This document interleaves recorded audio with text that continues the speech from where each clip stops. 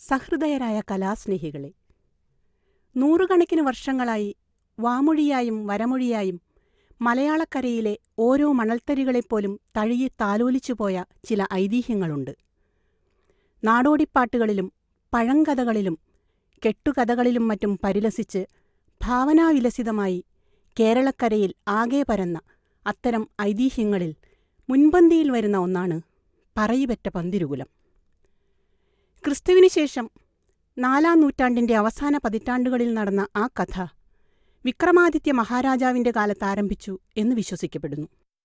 വിക്രമാദിത്യ രാജസദസ്സിലെ മഹാപണ്ഡിതനായിരുന്ന വരരുചി എന്ന ബ്രാഹ്മണശ്രേഷ്ഠനും അദ്ദേഹം വിവാഹം കഴിച്ച പഞ്ചമി എന്ന സ്ത്രീക്കും പിറന്ന 12 മക്കളുടെ കഥയാണ് പറയിപെറ്റ പന്തിരുകുലം. സമൂഹത്തിലെ വിവിധ ജാതിമതസ്ഥർ എടുത്തുവളർത്തിയ 12 കുട്ടികളും അവരവരുടെ കർമ്മമണ്ഡലങ്ങളിൽ വിദഗ്ധരും ദൈവജ്ഞരുമായിരുന്നു. എല്ലാവരും തുല്യരാണെന്നും സകലജാതി മതസ്ഥരും ഒരേ മാതാപിതാക്കളുടെ മക്കളാണെന്നുമുള്ള മഹത്തായ സന്ദേശമാണ് ഈ ഐതിഹ്യം നൽകുന്നത്. ആ മനോഹര ഐതിഹ്യഗാഥയിൽ നിന്നും അടർത്തിയെടുത്ത ഏതാനും മുഹൂർത്തങ്ങൾ ഞങ്ങൾ നിങ്ങളുടെ മുമ്പിൽ അവതരിപ്പിക്കുന്നു. അസോസിയേഷൻ ഓഫ് എഞ്ചിനീയേഴ്സ് എറണാകുളം അവതരിപ്പിക്കുന്നു പറയിപെറ്റ പന്തിരുകുലം.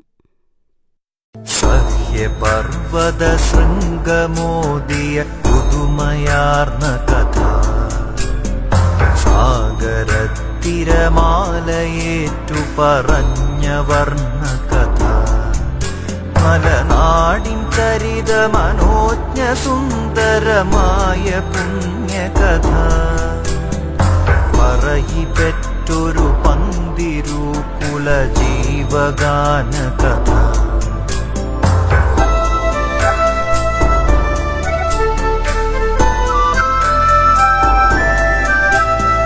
വരരുചിക്കു വിധിച്ച പറയിപ്പെണ്ണു പെറ്റ പുരാണ കഥയിലെ വരിയിലൊളി മങ്ങാത്ത മുത്തുകളുതിരു മധുര കഥ, കിളികൾ ചൊല്ലിയ ഭാവി പ്രവചനം, കളി പറഞ്ഞു തഴഞ്ഞ വരരുചി, വിധി തടുക്കുവതെങ്ങനെ, തലവിധി നടന്നു പൊടുന്നനെ.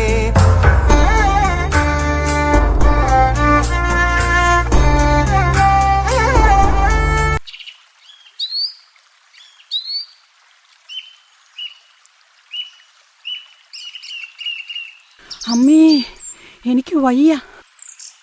ദാ അങ്ങോട്ട് പോയി കിടന്നോളൂ.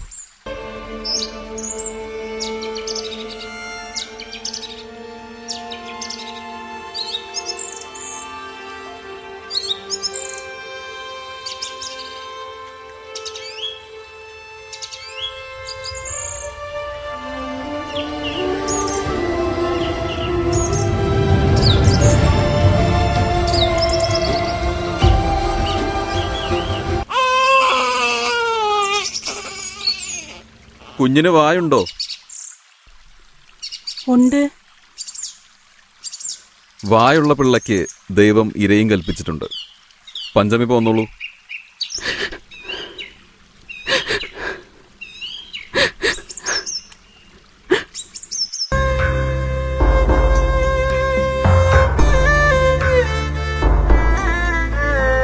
നൊന്തു പെറ്റു പഞ്ചമി 12 പേരെ, നൊന്തു പെറ്റു പഞ്ചമി 12 പേരെ, വാരിയൊന്നു പുണർന്നു ചാരെ ചേർന്നു കുഞ്ഞിനു ചൂടു നൽകാൻ, ദാഹമോടെ വരണ്ട ചുണ്ടിൽ സ്നേഹമോടം നൽകാൻ സമ്മതിച്ചില്ല അച്ഛനോതി, വായയുള്ളവർ വാണിടും.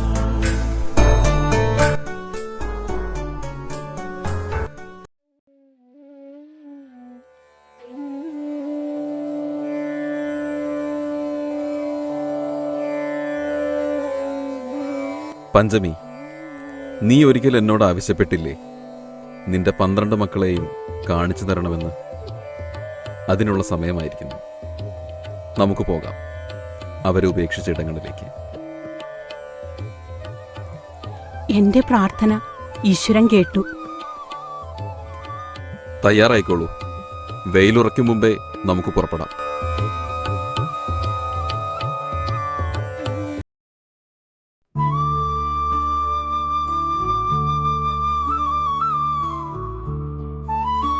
നമ്മുടെ ആദ്യത്തെ ഉണ്ണി വളർന്നത് തൃത്താലയിൽ വേമഞ്ചേരി മനയിലാണ്. കുട്ടിക്ക് ബ്രഹ്മദത്തൻ എന്ന് പേരിട്ടു. 34-ാം വയസ്സിൽ 99 സോമയാഗങ്ങൾ നടത്തി മേഴത്തൂർ അഗ്നിഹോത്രി എന്നറിയപ്പെടുന്നു. ബുദ്ധ ജൈന കാലഘട്ടങ്ങൾക്ക് ശേഷം ക്ഷയിച്ചു പോയ ഹിന്ദുമതത്തെ പുനരുദ്ധരിച്ചത് മേഴത്തൂർ അഗ്നിഹോത്രിയാണ്.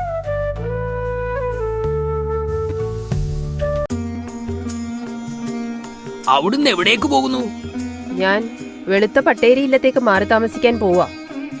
തിരുമേനിയോടൊപ്പം യാഗത്തിൽ പങ്കെടുക്കുകയും പത്തനാധി പദവി അലങ്കരിക്കുകയും ചെയ്യുന്ന അവിടുന്നോ? വയ്യ, നിക്കും അടുത്തു ഇവിടം. അന്യജാതിക്കാരായ വേദമില്ലാത്ത സഹോദരന്മാരെ എല്ലാം അദ്ദേഹത്തിന് വലിയ മതിപ്പാണ്. അവർക്കൊക്കെ വെച്ചും വിളിമ്പിയും നിക്കും അടുത്തു. മാത്രല്ല, അദ്ദേഹത്തിന് യാഗത്തിൽ തന്നെയാണ് ശ്രദ്ധ.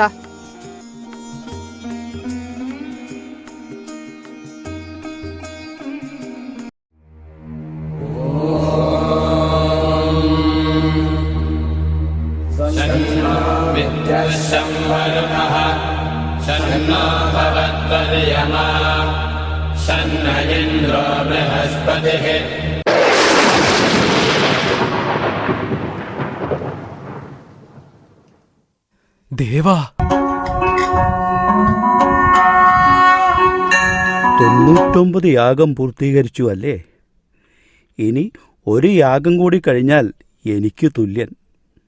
എന്നാണ് പ്രമാണം? പ്രമാണം മാത്രമല്ല, അത് സത്യം. മാനവനായി പിറന്നവർക്ക് ആർക്കും 100 യാഗം നടത്തുവാനാകില്ല.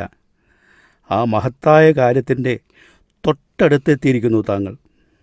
മനുഷ്യനായി പിറവിയെടുത്താൽ ഭൂമിയിൽ നിർവഹിക്കേണ്ട കർമ്മങ്ങളും ധർമ്മങ്ങളുമുണ്ട്, അനുഭവിക്കേണ്ട സുഖങ്ങളും ദുഃഖങ്ങളുമുണ്ട്. താങ്കൾക്ക് എന്തിനീ ദേവത്വം? ദേവേന്ദ്രസ്ഥാനം കാക്ഷിക്കുന്നത് മനുഷ്യജന്മത്തിന് ഹിതമല്ല. യാതൊരു ദേവസ്ഥാനവും ഞാൻ ആഗ്രഹിക്കുന്നില്ല. മനുഷ്യ ശരീരത്തിൽ ഞാൻ മരണം വരെയും കഴിഞ്ഞ് എന്റെ സ്വധർമ്മം ആചരിക്കും. ശോഷിച്ച് ദുർബലമായ ഹൈന്ദവ വേദ പാരമ്പര്യത്തെ പുനരുജ്ജീവിപ്പിക്കാൻ എനിക്ക് ഈ യാഗങ്ങൾ ചെയ്തേ പറ്റുമായിരുന്നുള്ളൂ. മനുഷ്യത്വമാണോ ദൈവത്വമാണോ എനിക്കുള്ളതെന്നൊന്നും ഞാൻ നോക്കിയിട്ടില്ല. ക്ഷയിച്ച പാരമ്പര്യത്തെ ശക്തിപ്പെടുത്തുക, അതുമാത്രമാണ് എൻ്റെ ലക്ഷ്യം.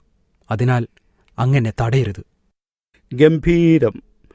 പൂഴിമണ്ണ് കുഴച്ച് ശിവപ്രതിഷ്ഠ നടത്തിയ ബാലകൻ വളർന്നപ്പോൾ ഇതിൽ കുറവ് എന്ത് പ്രതീക്ഷിക്കാൻ? താങ്കളുടെ ചിത്തശുദ്ധി പ്രശംസനീയം തന്നെ. ഇന്ദ്രന്റെ തത്തുല്യ സ്ഥാനം നിനക്കിതാ ഞാൻ കൽപ്പിച്ചു നൽകുന്നു. 100-ാം യാഗത്തിന് എല്ലാ ഭാവങ്ങളും നേരുന്നു. നാം ഉപേക്ഷിച്ച രണ്ടാമത്തെ കുഞ്ഞ് നിളയുടെ തീരത്തുള്ള അലക്കുകാരായ ദമ്പതികളുടെ മകനായിട്ടാണ് വളർന്നത്. അരവയറുമായി അലക്കി വെളുപ്പിച്ച് കാഴ്ചയായി കൊണ്ടുവരുന്നത് വസ്ത്രങ്ങൾ മാത്രമല്ല, മനുഷ്യ മനസ്സിലെ കറകളും കൂടിയാണ് എന്നതാണ് അലക്കുജോലിയുടെ ജാതിസത്വം.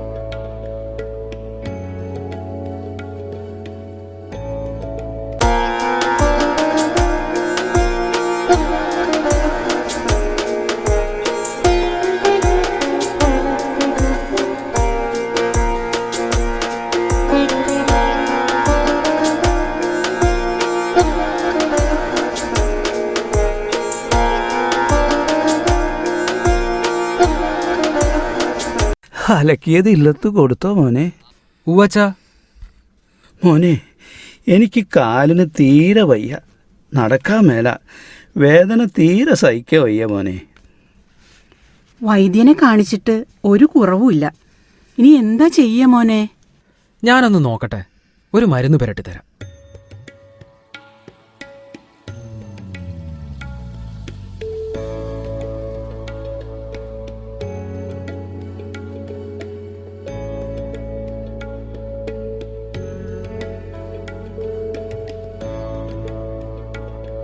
ഓ, എൻ്റെ വേദന അപ്പാടെ മാറി. എൻ്റെ മോൻ അസാധ്യ ദിവ്യത്വമുള്ള കുട്ടിയാണെന്ന് അമ്മ പറഞ്ഞിട്ട് ഞാൻ വിശ്വസിച്ചില്ല. ഇന്ന് എനിക്ക് ബോധ്യമായി. അച്ഛാ, അമ്മേ, എനിക്ക് സംസ്കൃതം പഠിക്കണം. നമ്മൾ താഴ്ന്ന ജാതിക്കാർക്ക് സംസ്കൃതം നിഷിദ്ധമല്ലേ മോനെ? വസുദേവശാസ്ത്രികൾ പഠിപ്പിക്കാമെന്ന് പറഞ്ഞു. പക്ഷേ തമ്പുരാക്കന്മാർ അകത്തിരുന്ന് ഗുരുമുഖത്ത് നിന്ന് പഠിക്കുമ്പോൾ ഞാൻ പുറത്തിരുന്ന് കേട്ടു പഠിക്കണം. അത് സാരമില്ല. ആയിക്കോട്ടെ, മോന്റെ ആഗ്രഹം പോലെ നടക്കട്ടെ.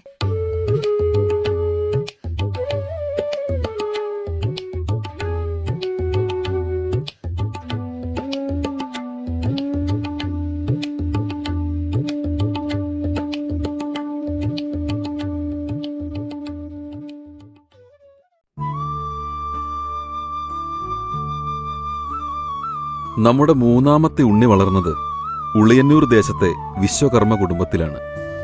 രാമനായി വളർന്ന അവൻ വാസ്തുശാസ്ത്രത്തിൻ്റെയും തച്ചുശാസ്ത്രത്തിൻ്റെയും കുലപതിയായി, പെരുന്തച്ഛനായി. പെരുന്തച്ഛൻ ചെയ്ത ഒട്ടനവധി കാലാതിവർത്തികളായ നിർമ്മിതികൾ നമുക്ക് ചുറ്റും കാണാം.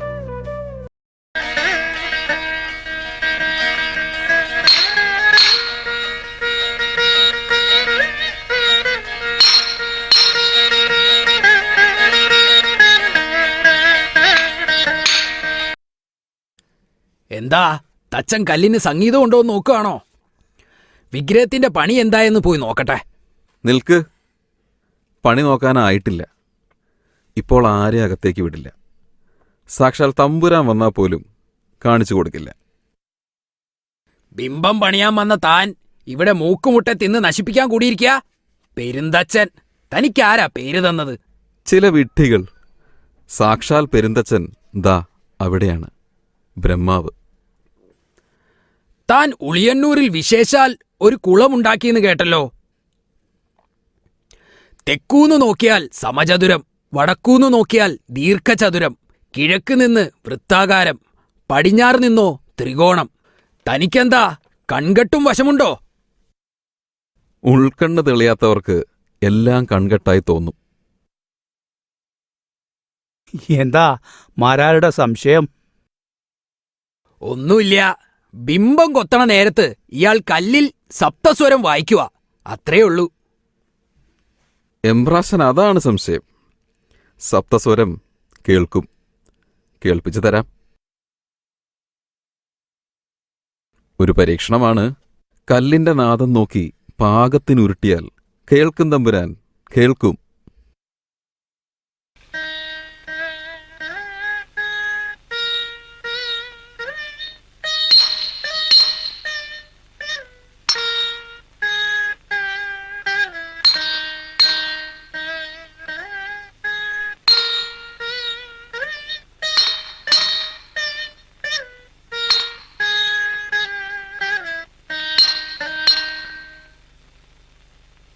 ഏഴ് തൂണുകൾ, ഏഴ് സ്വരങ്ങൾ അടിയനുണ്ടാക്കിത്തരും. ഒരു സരസ്വതി മണ്ഡപം തന്നെ ആവട്ടെ. എന്താ തമ്പുരാൻ? ആയിക്കോട്ടെ, ആയിക്കോട്ടെ. എല്ലാം വിചാരിച്ചോലെ വന്നാൽ നോക്കാം രാമ. വിഗ്രഹത്തിന്റെ പ്രതിഷ്ഠ കഴിഞ്ഞാൽ ഉടൻ സരസ്വതി മണ്ഡപമാവാം. ശരി. നമുക്ക് തമിഴകത്ത് വെച്ചുണ്ടായ നാലാമത്തെ ഉണ്ണി. അവനെ വള്ളക്കാരനായ കാട്ടുമാടൻ വളർത്തി. വളർത്തച്ഛനും അമ്മയും മരിച്ചപ്പോൾ ചണ്ടാലവർഗത്തിൽപ്പെട്ടവരുടെ കൂടെ വളർന്നു. ചെറുപ്പത്തിലെ വൈദ്യവും മന്ത്രവാദവും പഠിച്ചു. അഗസ്ത്യമുനിയുടെ ശിഷ്യരായ സന്യാസിമാരിൽ നിന്നും വിജ്ഞാനവും നേടി. ബഹുമാനാർത്ഥം തിരുവള്ളുവർ എന്ന് വിളിക്കപ്പെട്ടു. തമിഴ് സാഹിത്യത്തിലെ അനശ്വര കാവ്യമായ തിരുക്കുറൽ രചിച്ചു. கற்றதனால் ஆய பயன் என்கொன் வாலறிவன் நற்றாள் தொழார் எனின். എല്ലാ വിദ്യകളുടെയും ഉറവിടമായ ഈശ്വരനെ സ്തുതിക്കുന്നില്ലെങ്കിൽ സർവവിദ്യകളും അഭ്യസിച്ചാലും അതുകൊണ്ട് ഒരു ഫലവുമില്ല. നമുക്ക് എല്ലാ വിദ്യകളും നൽകുന്നത് ഈശ്വരനാണ്. ഉപകാരസ്മരണ എപ്പോഴും ഉണ്ടായിരിക്കണം. കുട്ടികളെ, ഇനി ഞാൻ നിങ്ങളോടൊരു ചോദ്യം ചോദിക്കട്ടെ. ശരി ഗുരുജി. ഒരു താമരയുടെ ഉയരം എത്രയാണ്? ആലോചിച്ചു പറയൂ. താമരയുടെ ഉയരം എത്രയാണ്? 2.5 അടി. എന്താ 3.5 ആയിക്കൂടെ? ആ തണ്ണിയോളം ഉയരം താമരയ്ക്ക്. അതേ, വെള്ളത്തിന്റെ ആഴം എത്രയാണോ അതാണ് താമരയുടെ ഉയരം. എന്നാൽ ഇനി പറയൂ, മനുഷ്യന്റെ ഉയരം എത്രയാണ്? ഓരോ മനുഷ്യന്റെയും ഉയരം അവന്റെ പ്രതീക്ഷകൾക്കും ആഗ്രഹങ്ങൾക്കും അനുസരിച്ചായിരിക്കും. അവ കുറഞ്ഞാൽ ഉയരം കുറയും. നിങ്ങളുടെ പ്രതീക്ഷകൾക്കും ആഗ്രഹങ്ങൾക്കും ഉയരം കുറയരുത്. അതുകൊണ്ട് ജീവിതത്തിൽ ആവോളം സ്വപ്നം കാണുക. അവയാണ് നിങ്ങളുടെ ഉയരം തീരുമാനിക്കുന്നത്. നമസ്തേ ഗുരുജി. ഭാരതപ്പുഴയുടെ തീരത്ത് നമ്മൾ ഉപേക്ഷിച്ച 5ാമത്തെ കുഞ്ഞിനെ തൃത്താലയിലെ കുണ്ടോളി നായർ തറവാട്ടുകാരാണ് എടുത്തു വളർത്തിയത്. 1ാം കിട പോരാളി, മർമ്മചികിത്സ, ഒറ്റമൂലി പ്രയോഗം എന്നിവയിൽ അതിസമർത്ഥൻ. നാട്ടുവഴക്ക് പറഞ്ഞു തീർക്കാൻ പ്രത്യേക കഴിവുണ്ട്. എല്ലാ ജാതിക്കാരും ഭൂമിയുടെ ഉടമസ്ഥരാണെന്ന് വിശ്വസിച്ച് പ്രവർത്തിക്കുന്നു വടുതല നായർ. എന്താണ് രാവിലെ എല്ലാരും കൂടെ? എന്താണ് വിശേഷം? അങ്ങനെ നാട്ടിൽ മോഷണം വല്ലാണ്ട് പെരുയിരിക്കുന്നു. സമാധാനമായി കിടന്നുറങ്ങാൻ കഴിയാതെയായി. ഇന്നലെ രാത്രിയിലും ആ കള്ളൻ ചന്തു അയലത്തെ വീട്ടിൽ കയറി പണവും ആഭരണവും മോഷ്ടിച്ചു. ഞാനൊന്ന് ശ്രമിക്കാം. ഒരു തവണ അവനെ താക്കീത് നൽകി വിട്ടതാണ്. നിങ്ങൾ സമാധാനമായി പൊയ്ക്കോളൂ.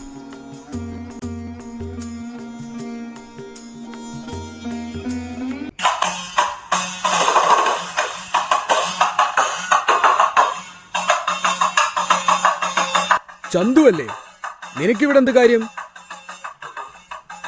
ഓ, ഒന്നുമില്ല കുന്നേ.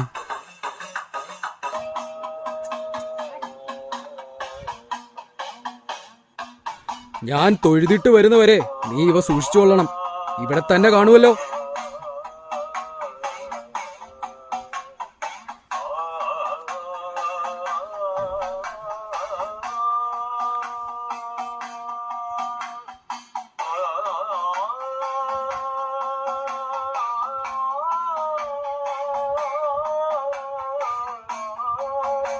അല്ല, നീ പോയില്ലേ?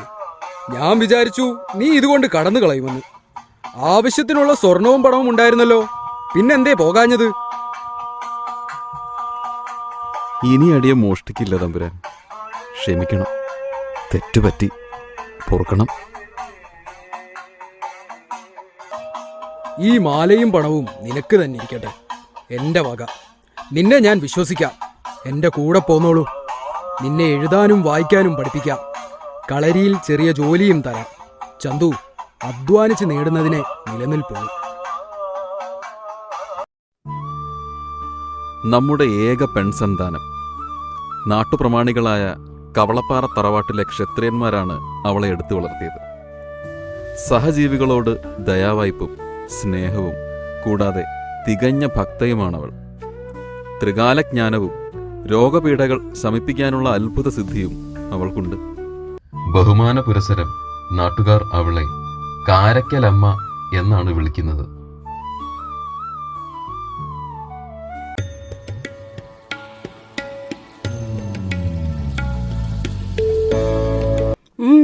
എന്താ ചാത്ത, ഇത്തവണ നേരത്തെയാണല്ലോ തെങ്ങ് കയറാൻ വന്നത്. അടിയൻ കൂരയിൽ കഞ്ഞി വെക്കനേല് തെങ്ങ് കയറാതെ വയ്യ തമ്പ്രാട്ടി. പക്ഷേ ഇന്ന് ചാത്തൻ തെങ്ങ് കയറണ്ട. അങ്ങനെ പറയല്ലേ തമ്പ്രാട്ടി. ഇന്ന് തെങ്ങ് കയറി കൂലി കിട്ടിയിട്ട് വേണം കുഞ്ഞുങ്ങളുടെ വിശപ്പ് മാറ്റാൻ. ഞാൻ പറയുന്നത് കേൾക്കൂ. ഇന്ന് ചാത്തൻ തെങ്ങ് കയറണ്ട. ഇന്നത്തേക്ക് അന്നത്തിനുള്ളത് ഇവിടുന്ന് തരാം.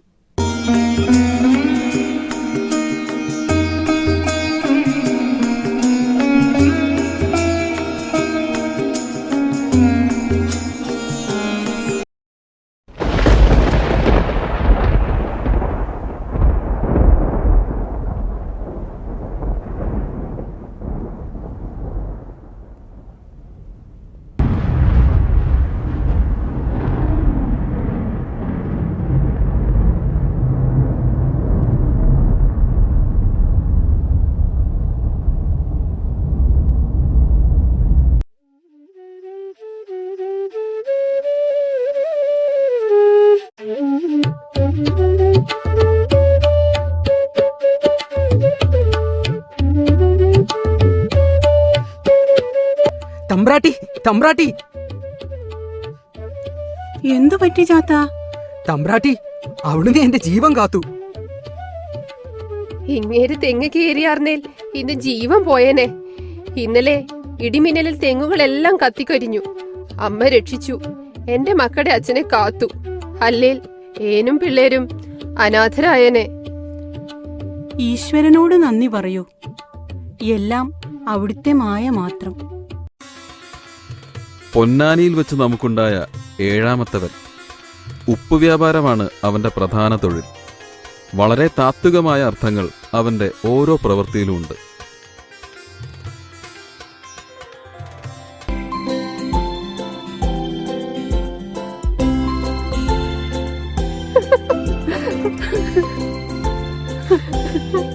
അത് വേണ്ട, അത് വേണ്ട, അത് കള്ളക്കളിയാ, കള്ളക്കളിയാ.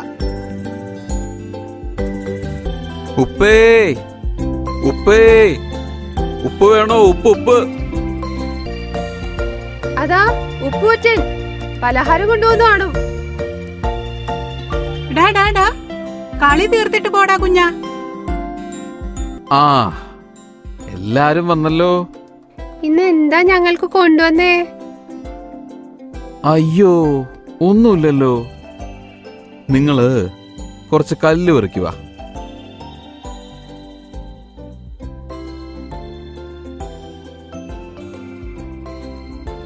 ഈ സഞ്ചിയിലിട്ടെ.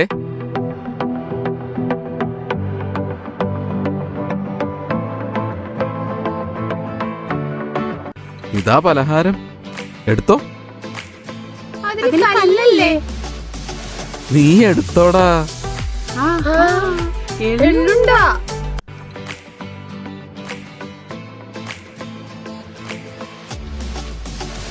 ആരാ? എന്താ പേര്? ഉപ്പോറ്റൻ. ഉപ്പോറ്റെന്ന ആളുകൾ വിളിക്കണേ. ആഹാ, അങ്ങനെ ആളുകൾ വിളിക്കണ പേരേ ഉള്ളോ? സ്വന്തമായ ഒരു പേരില്ലേ? എന്തിനാ ഇപ്പൊ ഒരു പേര്? നാമത്തിന് രൂപത്തിലൊക്കെ എന്തിരിക്കുന്നു? പൊരുളെല്ലാം ഒന്നല്ലേ? എന്റെ പേര് ബ്രഹ്മദത്തൻ. അതിലൊരു ചേർച്ചയില്ലേ? ചേർച്ചയുണ്ട്, പക്ഷേ അത് പേരിന്റെ അല്ല, അങ്ങയുടെ പ്രവൃത്തിയുടെയാണ്, സൽക്കർമ്മത്തിന്റെ. വീട് എവിടെയാ? അങ്ങ് ദൂരെ. വീട്ടിൽ ആരൊക്കെയുണ്ട്? ആരുമില്ല, ഞാൻ മാത്രം. ഒറ്റത്തടിയാ അല്ലേ? അങ്ങനെ നോക്കിയാ എല്ലാ തടി ഒറ്റയ്ക്കല്ലേ. എന്നാ പോയിട്ട് വരട്ടെ. ഇവിടത്തേക്കുള്ള ഉപ്പ് അപ്പുറത്ത് കൊടുത്തിട്ടുണ്ട്. ഉപ്പേ ഉപ്പേ ഉപ്പ് വേണോ? ഉപ്പ് ഉപ്പ്. പാണനാർ, നമ്മുടെ 8ാമത്തെ കുഞ്ഞ്. അവനെ എടുത്തു വളർത്തിയത് തിരുവരങ്കത്തെ ദരിദ്രനായ ഒരു പാണനാണ്. പാണനാർക്ക് ശിവപാർവതിമാരുടെ അനുഗ്രഹം കിട്ടിയിട്ടുണ്ട്. അവൻ തുകിലുണർത്ത് പാട്ട് എത്ര മനോഹരമായാണ് പാടുന്നത് എന്ന് നോക്കൂ.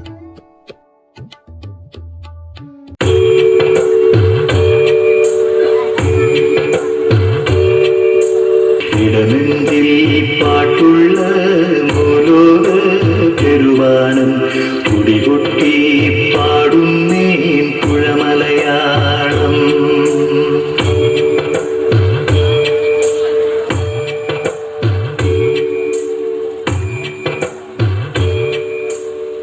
പെരുമലയൻ മുക്കണ്ണ നൊയിരുണരാനായി പിണി തീർത്തേനിടനെഞ്ചിൽ പിടയും താളം. കിളികൾക്കും മനുജർക്കും അക്ഷരമുണരാ പാട്ടിനൊരു കാവുണ്ടേ വള്ളുവനാട്ടി വള്ളുവനാട്ടി.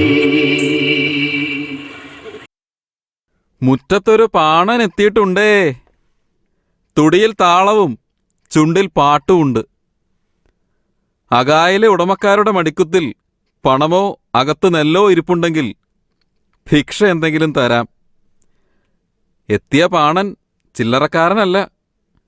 കൈലാസത്തിൽ മഹാദേവനെ തുടികൊട്ടി ഉണർത്താൻ പോയ പാണനാരാണ്. ദക്ഷിണ ഒന്നുമില്ലേ?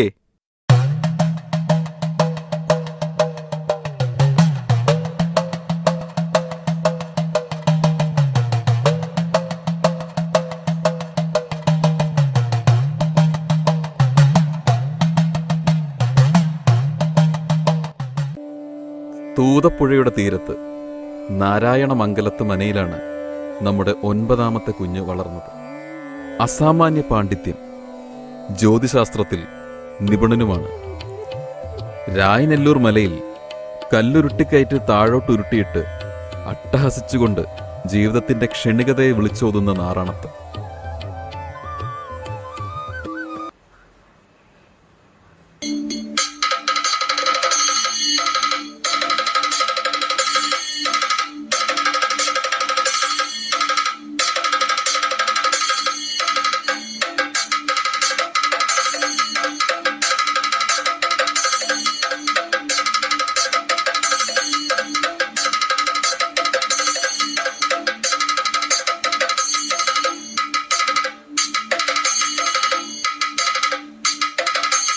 ഈ അമാവാസി നാളിൽ അർദ്ധരാത്രിയിൽ ഈ ചുടലപ്പറമ്പിൽ ആരാണ് വന്നിരിക്കുന്നത്?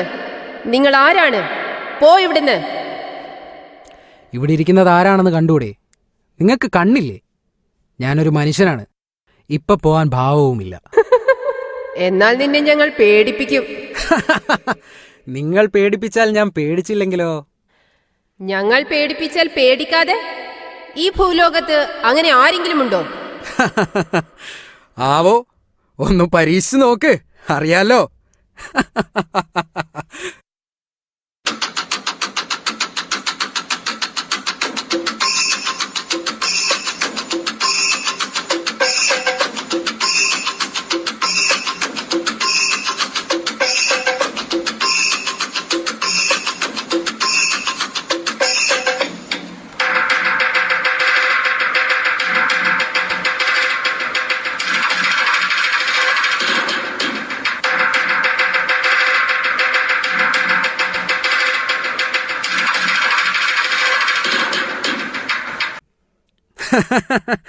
എന്താ, പേടിപ്പിച്ചു കഴിഞ്ഞോ? അല്ലയോ മഹാനുഭാവ, അങ്ങൊരു സാധാരണ മനുഷ്യനാണെന്ന് വിചാരിച്ച് ഇങ്ങനെ പ്രവർത്തിക്കുകയും പറയുകയും ചെയ്തതാണ്. അങ്ങ് സാമാന്യനല്ലെന്ന് ഇപ്പോൾ ഞങ്ങൾക്ക് മനസ്സിലായി. അതിനാൽ ഞങ്ങളിത് അപേക്ഷിക്കുന്നു. അവിടുന്ന് കൃപയുണ്ടായി ഇവിടെ നിന്ന് മാറിത്തരണം. ഞങ്ങൾ ഈ ചുടലയിൽ നൃത്തം ചെയ്യാൻ വന്നിരിക്കുകയാണ്. ഓ, നിങ്ങളിവിടെ ഒരറ്റത്ത് നൃത്തം വെച്ചോളീൻ, അതിന് ഞാൻ പോണമെന്നുണ്ടോ? മനുഷ്യൻ കാണുകയും നൃത്തം ചെയ്യുന്നത് ഞങ്ങൾക്ക് വിഹിതമല്ല. അതുകൊണ്ടാണ് ഇങ്ങനെ അഭ്യർത്ഥിക്കുന്നത്. ആഹാ, എന്നാ നൃത്തം നാളെ മതി. എത്ര അപേക്ഷിച്ചാലും ഇന്ന് ഞാൻ ഇവിടുന്ന് പോകില്ല. നൃത്തം ഇന്നാണ് പതിവ്, നാളെ പറ്റില്ല. എന്നാൽ പതിവ് പോലെ ആകട്ടെ. എനിക്കും ചില പതിവുകളൊക്കെ ഉണ്ട്. തീയും വെള്ളവും കിട്ടുന്ന ദിക്കിൽ അരിവെക്കുക, അരിവെക്കുന്ന ദിക്കിൽ ഉണ്ണുക, ഉണ്ണുന്ന ദിക്കിൽ കിടക്കുക, ഇങ്ങനെയൊക്കെയാണ് നമ്മുടെ പതിവ്. അത് വ്യത്യാസപ്പെടുത്തില്ല. അല്ലയോ മഹാനുഭാവ, എന്നാൽ ഞങ്ങൾ തന്നെ ഒഴിഞ്ഞു പൊയ്ക്കോളാം. ആ, ആയിക്കോട്ടെ. മനുഷ്യരെ നേരിട്ട് കണ്ടുമുട്ടിപ്പോയാൽ അവരെ ശപിക്കുകയോ അനുഗ്രഹിക്കുകയോ ചെയ്യാതെ പോകാൻ പാടില്ല എന്നാണ് നിയമം. ഓഹോ,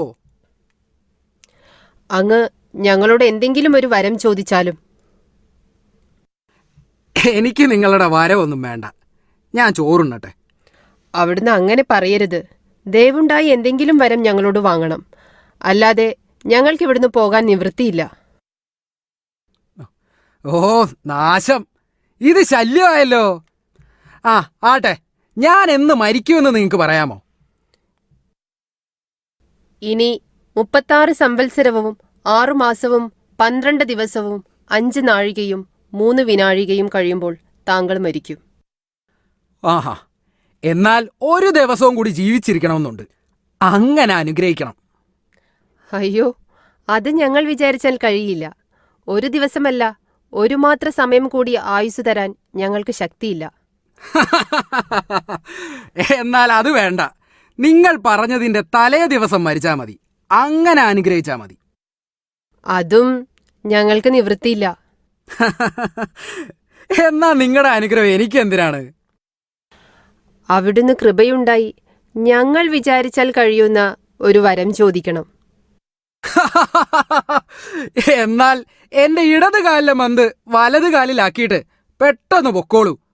അത് നിങ്ങൾ വിചാരിച്ചാൽ നടക്കും. തഥാസ്തു. ഈശ്വര കൽപ്പിതത്തെ നീക്കാൻ ആര് വിചാരിച്ചാലും കഴിയുന്നതല്ല.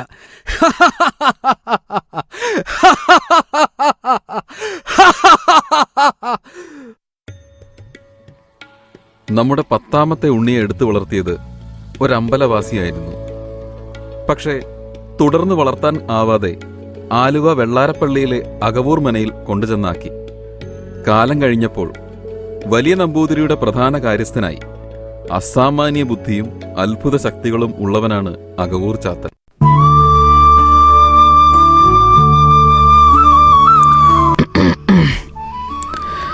അടിയനൊരു കാര്യം ഉണർത്തിക്കാനുണ്ട്. പറഞ്ഞോളോ. അങ്ങയുടെ പ്രധാന കാര്യസ്ഥൻ ചാത്തനെ ഞങ്ങൾക്ക് വലിയ കാര്യമാണ്. ചാത്തൻ നല്ലവനുമാണ്. പക്ഷെ ഒരു കയ്യബദ്ധം ആർക്കും പറ്റൂല്ലോ. അടിയനൊരു കാര്യം പറയട്ടെ. ചാത്തൻ്റെ പെട്ടിയിൽ അവിടുത്തെ മടിശീല ഒളിച്ചു വച്ചിരിക്കുന്നു. ഞാൻ ചെന്ന് കണ്ട ഉടൻ പെട്ടിയടച്ചു. പണം എണ്ണുകയായിരുന്നു ചാത്തൻ.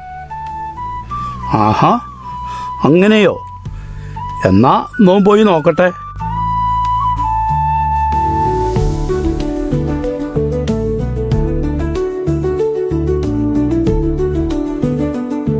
ഹൈ, കേളു പറഞ്ഞത് ശരിയാണല്ലോ. മടിശീല ഇവിടെ ഇല്ലല്ലോ. ചാത്താ, ഇവിടെ വരൂ. നമ്മുടെ മടിശീല കാണുന്നില്ല ചാത്താ. മടിശീല കാണുന്നില്ലെങ്കിൽ അത് എന്റെ പെട്ടിയിലുണ്ടാവും. ഹൈ, അതെങ്ങനെ? അത് കാര്യസ്ഥൻ കേളുവിന്റെ അടുത്ത് ചോദിക്കണം. അടിയൻ പെട്ടിയെടുത്ത് കൊണ്ടുവരാം.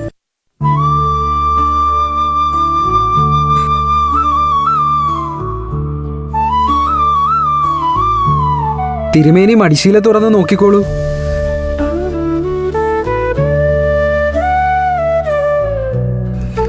ഉള്ളിലുള്ളതെല്ലാം പുറത്തു വരട്ടെ. ഹൈ, ഇത് മുഴുവൻ പുളുങ്കുരു ആണല്ലോ ചാത്താ. മടിശീല അടിയൻ തന്നെയാണ് ചാത്തൻ്റെ പെട്ടിയിൽ വെച്ചത്. പക്ഷേ പണമൊന്നും ഞാൻ എടുത്തിട്ടില്ല. ചാത്തൻ എന്നെ രക്ഷിക്കണം. ഇനി ഞാൻ ഇങ്ങനെ ഒന്നും ചെയ്യില്ല. സത്യം.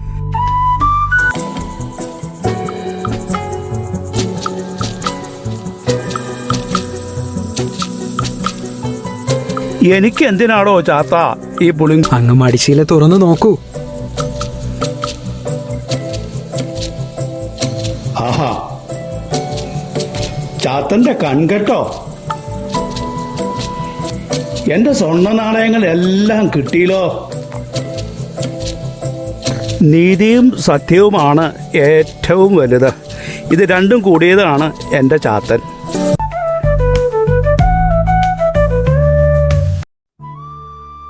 പാക്കനാർ നമ്മുടെ 11ാമത്തെ കുഞ്ഞ്. പറയ സമുദായത്തിൽപ്പെട്ട ദമ്പതികളാണ് അവനെ എടുത്തു വളർത്തിയത്. പണം ആളക്കൊല്ലിയാണെന്നും പശ്ചാത്താപം പാപപരിഹാരമെന്നും ഉദ്ഘോഷിച്ച മഹത് വ്യക്തി. നോക്കൂ, അവനും ഭാര്യയും വരുന്നുണ്ട്.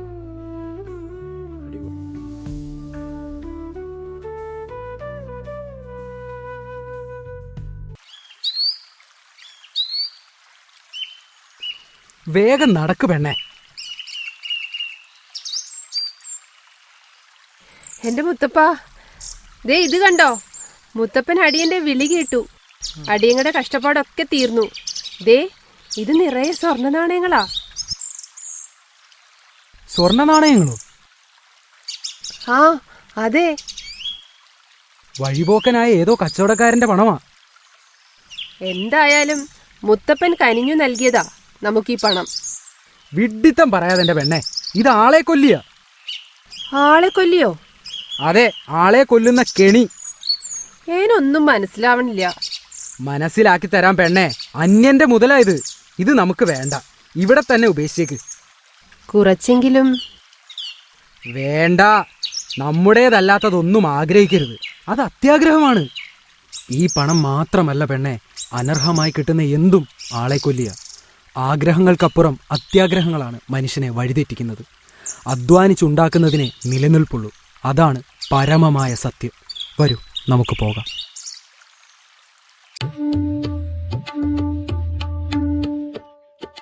പഞ്ചമി, ഓർക്കുന്നുണ്ടോ? വായില്ലാതായി തീർന്ന നമ്മുടെ 12ാമത്തെ ഉണ്ണിയെ മലമുകളിൽ നാം പ്രതിഷ്ഠിച്ചത്. അവൻ വായില്ലാക്കുന്നിലപ്പൻ എന്ന മൂർത്തിയായി ശബ്ദത്തിന്റെയും സംസാരശേഷിയുടെയും ദേവനായി അറിയപ്പെടുന്നു.